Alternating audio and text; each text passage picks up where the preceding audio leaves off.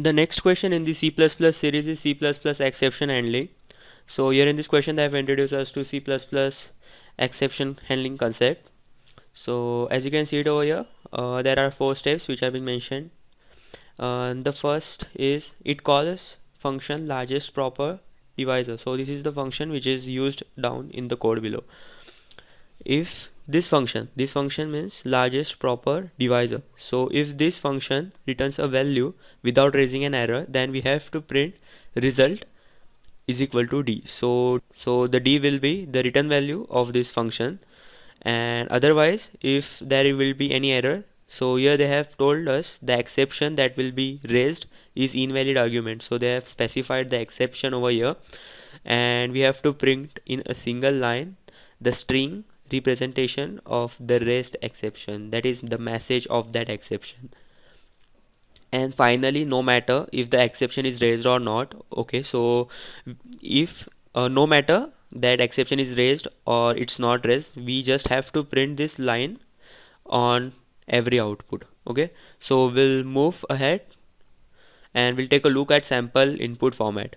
So the input, so here they have said that there is an integer n which is going to be the argument passed to the function. Okay, so here as you can see 0 is n, it is passed to the function. So here is output, as you can see it over here. So here at first they have printed the message of that exception, and as they have stated over here is we just have to print returning control flow to caller after every in every output we have to print that. So here also they have printed returning control flow to caller, and here also they have printed returning control flow to caller. So as you can see it over here 9, so 9, after passing 9 to that function, it will return us a proper number which is 3. So here error will not be raised, so here we have to print result is equal to 3. But here in this case the error will be raised, so we have to state the error, which error it is, and we have to print it in the output section. So what we'll do, we'll move to the code. So this code is already been written, half code is already been written by HackerRank, and we have to complete this function process underscore input. So as you can see it over here, the function largest proper divisor. Okay, so here there is a function, and here we have to complete our code. Okay, so what we'll do is we'll call a try block. So we'll paste this 2 lines of code inside the try block. So I'll write just try, and we'll paste both these lines in it. Okay, so now we have to catch that exception. So for that we'll require a catch block. So we'll write catch, and inside that, as they have told it over here, that the exception which will be raised is of type invalid argument. So we will be mentioning it invalid argument here inside this catch. Okay, so invalid argument, and we will be declaring a reference variable for that. So and we'll call it as error,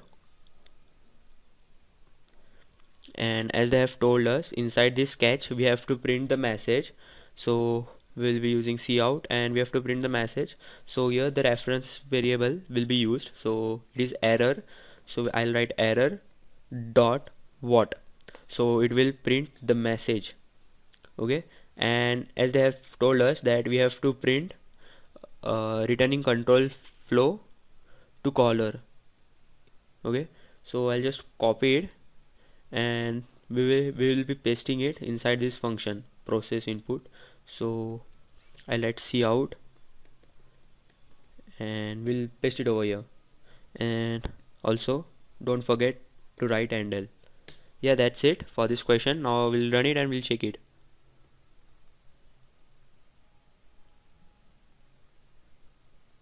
Okay, so here we have not used handle, so I forgot to put handle over here. So we'll write handle. Okay, so that's it, and we'll run it again. Yes, it will work now, as you can see it over here, and now we'll check it for rest of the test cases. Yes, it is working for all the test cases, and the solution for all other questions including this series will be available on my channel. And also thank you guys for watching this video.